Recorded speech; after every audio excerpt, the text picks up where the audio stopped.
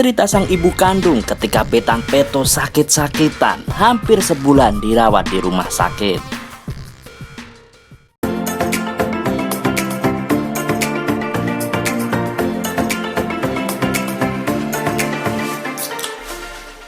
Ibu kandung Betan Peto, Vivi, bercerita bahwa Betan sakit-sakitan saat umurnya 7 bulan.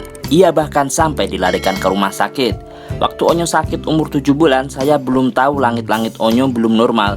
Waktu Onyo sakit, kita bawa ke rumah sakit. Saya, bapak, mama, bapak, saya, dan saudara-saudara saya.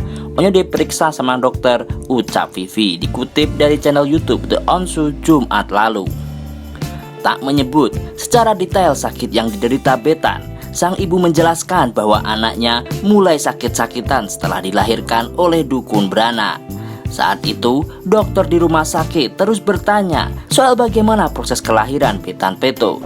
Diperiksa sama dokter, terus dokter tanya bagaimana proses lahirnya, bagaimana, normal, yang ada siapa-siapa saja, saya buyut, saya, dan dukun terlatih, kata Vivi.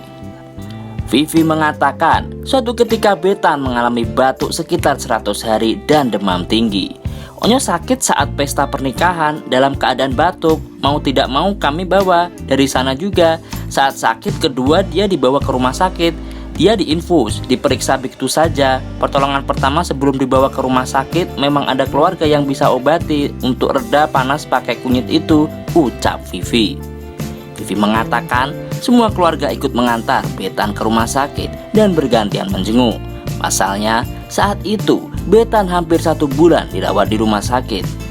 Saya dan bapaknya, papa dan mama saya setelah di rumah sakit baru opa omanya datang, kata Vivi.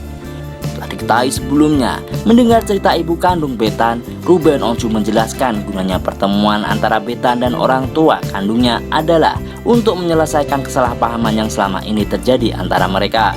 Ruben pun meminta anak asuhnya itu tak lagi larut dalam kesedihan masa lalunya. Onyo buat ayah tidak perlu lagi Onyo melihat masa lalu Onyo sebenarnya. Harusnya Onyo sudah hidup di masa depan, tapi ini harus dipertemukan sehingga hubungan bapak, ibu, dan Onyo lebih baik, ucap Ruben. Ruben berharap dengan pertemuan ini masalah antara Betan, bapak, dan ibu kandungnya bisa selesai dengan damai.